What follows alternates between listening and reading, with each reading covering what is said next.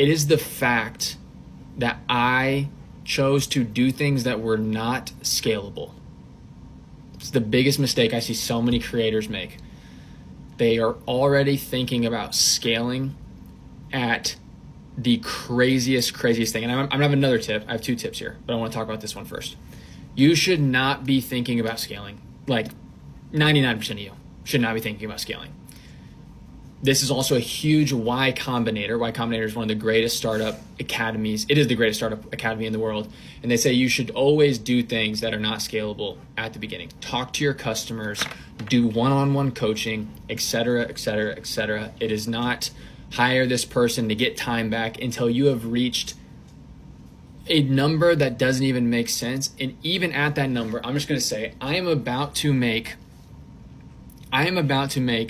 $100,000 a month through unscalable means, and it'll be about 95% profit. Okay. The most online gurus do not have as much profit as me because they have tried to scale. They try to scale, and what happens whenever you scale, two things. Number one is your profits get absolutely destroyed, and number two, your trust and ability to get results goes down because you hand off to an account manager. The account manager isn't as good as you. You hand it off to a script writer. That script writer is not as good as you. You hand it off to a media buyer. That media buyer is not as good as you. You hand it off to this person, this friend, this person that you hired. And it doesn't matter what you're doing in your business. Once you try to scale and you hire in the people and you do all these different systems and you try to train them and you try to get out of the way, the quality of work will go down and also the margins go down. So why would you want to do that? Yeah, sure, the freedom, yeah, eventually, man, eventually.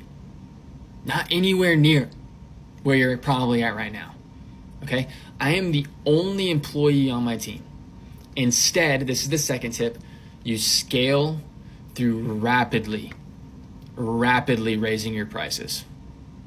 There's a third part to this that separates me from the other 1,544 people. But I want to talk about raising prices real quick. And I just thought of that third one while I was talking. You need to raise your prices rapidly once you get above your baseline. And let me talk about baseline real quick. At the beginning, I had very low prices. Okay, my family, we only needed to make $5,000 a month to pay for our bills. I had a part-time job where I was getting about $2,000 to $3,000. Actually, it was a full-time job, which is a crazy sentence, that I was making $3,000 a month on a full-time job. And then all I needed to do was get $2,000 to get my head above water. Okay, so I only did $1,000 retainers. Okay, it was a very, very low offer. Once I got that, it took me about it took me a long time. But once I dialed in my offer, it took me about 3 to 4 months to get that. Then I no longer tried to stack $1,000 retainers because I didn't want to just go 1,000, 1,000, 1,000, 1,000, 1,000. Next thing you know, I'm only at $15,000 or $10,000 with 8 clients.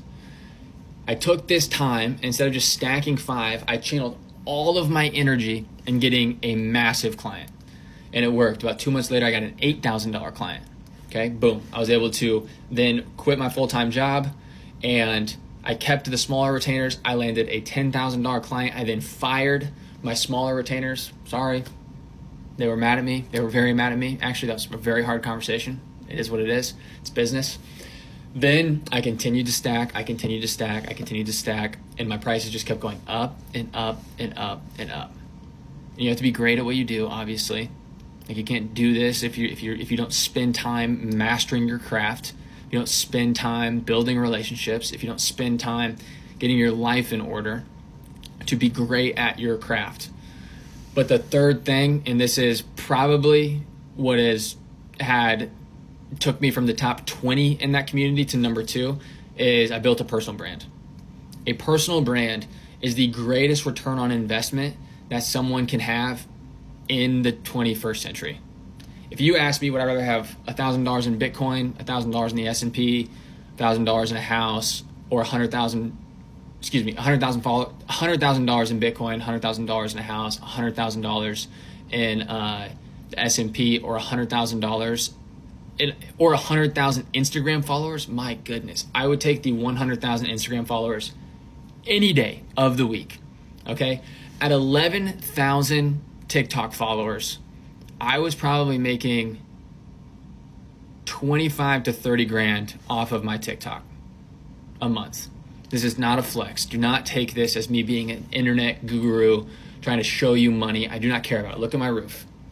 That is a literal blanket that I put over my window because I didn't want to buy a freaking window blind. Okay? Not trying to flex right now. I'm trying to give you clear paths forward so you can grow in your entrepreneurial journey.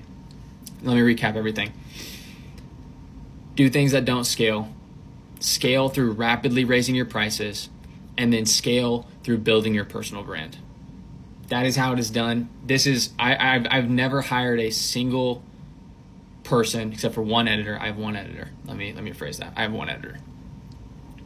And I cash collect more than almost anybody in the online business in my little sphere. Obviously, there's people that are way above me.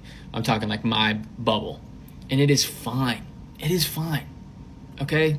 No, I don't freaking go linger in Turks and Caicos and take 3 weeks off while my minions are building my business for me. And I know that's not like minion stuff. Like, that's just building a business. I made it sound like it was a bad thing to be an entrepreneur. I didn't mean it like that. But yes, I'm in this basement grinding often. And it's worth it. It's worth it.